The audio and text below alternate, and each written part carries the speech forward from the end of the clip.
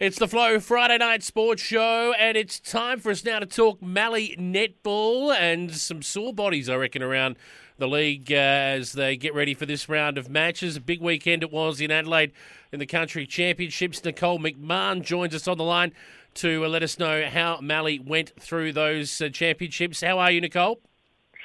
I am feeling well rested because I wasn't silly enough to put my hand up. I'm not one of those sore bodies. Otherwise, I most definitely would have been. So, no, I'm feeling ready and raring for tomorrow's match. I'll bet. But plenty did head down there. I think you had a senior team, which was a very young side, under 15s and under 13s, representing the Mallee at the Country Champs. Is that right?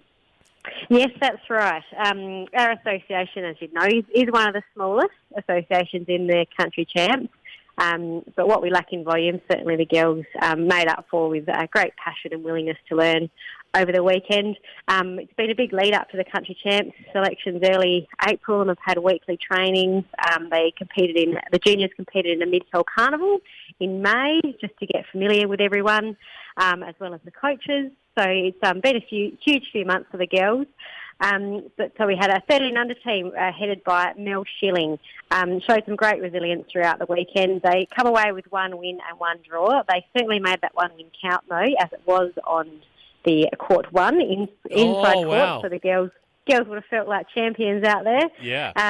So well done to those girls. They unfortunately didn't get to play their final match on Monday due to a forfeit, so we'll take that as a win. So that means they had 2 wins, didn't they? Yeah. So well done to the 13 unders.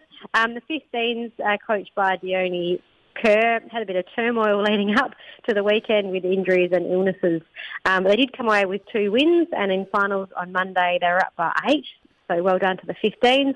And the senior team, led by Katie Dow, unfortunately an injury during the weekend to Chloe Weckett with a dislocated shoulder, so best wishes to Chloe on a speedy recovery.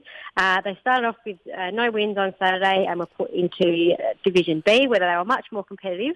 They only had 3 girls of a senior age, as we didn't fill a 17s team. They instead played in that senior team. Right. So fantastic to those girls for having that experience. It's not all about winning. I certainly can't remember what games we won and lost back in the Country Champs that day, but the friendships and memories that you make are pretty awesome. So definitely encourage girls next year, put your hand up. It is a fantastic experience. Thank you to the umpires throughout the weekend. Obviously not possible without them. Kirsty Heinze, Karen Zerk and Belinda Freund, as well as the coaches, team managers, Carly Heinze especially, who's coordinated it all. So well done to the Mallee girls, and let's get back to it tomorrow. Absolutely. Speaking of tomorrow, we are back to club matches. So I think we're up to round 9 now. So the season's getting along, isn't it? Yeah, it is. It's going really quickly. We're almost played every team twice. Well, not this week, but after the week after. Yes, that's right. So some big matches again in Mallee Netball this week coming. I think we might start with the obvious one, which is your girls, Lameroo, heading up the highway to Pinnaroo. The Battle of the Roos coming up, and the Super Roos, they might start favourites, but your girls will be right there with them, I reckon. Yeah, we don't mind being underdogs in this one. We only lost by the 1 goal last time we played them, and we certainly had our opportunities. It is guaranteed to be a really good match.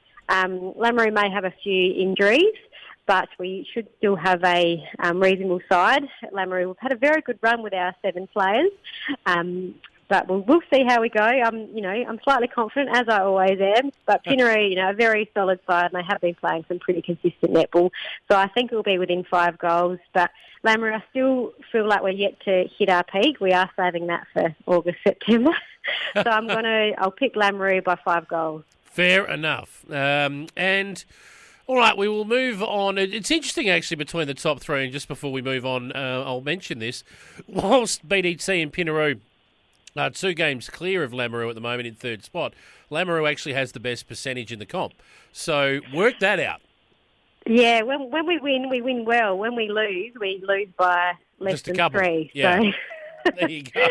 So you're always right there in it. One thing's for sure, this will be a close one. So moving on, BDT, they have an interesting task ahead of them. The winless Murrayville, who are certainly not the worst winless side you've ever seen. They have had a draw, and their percentage is still pretty good for a team that hasn't had a win. So BDT will start favourites and should win, but Murrayville will give more than a yelp. Yeah, I think you're right. Murrayville were, one benefit of the COVID shutdown as they're over the border. They did get that 1 point thanks to a draw. I think BDT should get the 2 points tomorrow. Murrayville will put up a fight, though. They still have some very solid players. BDT, though, they have been playing some really good netball when we played them week before last.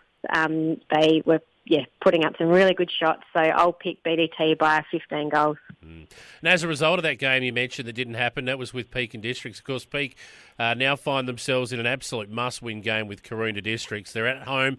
The Peak girls, they have to win this if they want to play finals. They're 1 win and that draw, while Karoonda have had 3 wins, so they're 3 premiership points ahead of them. They just must win this, Peak. Yes, you're exactly right. So this is the go time for Peak. They haven't had much luck with injuries and players being out. So I'm assuming they are back to a bit more of a full force. I think Bianca Carley's still out, however, who is their very strong goal shooter. Last time it was only 7 goals between them. Magpies 29 to Peak 22, so really low scoring. Well, it'd be exciting if Peak won this, so I might pick an upset and say Peak winning it by 5 goals. Oh, I like it. I hope you're right. I'm going to tip the Peak girls too, and hope that we're both right. Probably the kiss of death, and that's nothing against Karoonda. I want Peak to win.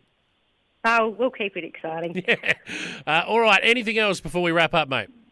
No, that's all. Thanks, Jason. Good work. We'll let you get back to it, Nicole, and we'll catch up with you next week. Good luck on your trip to Pinaroo. Thanks very much.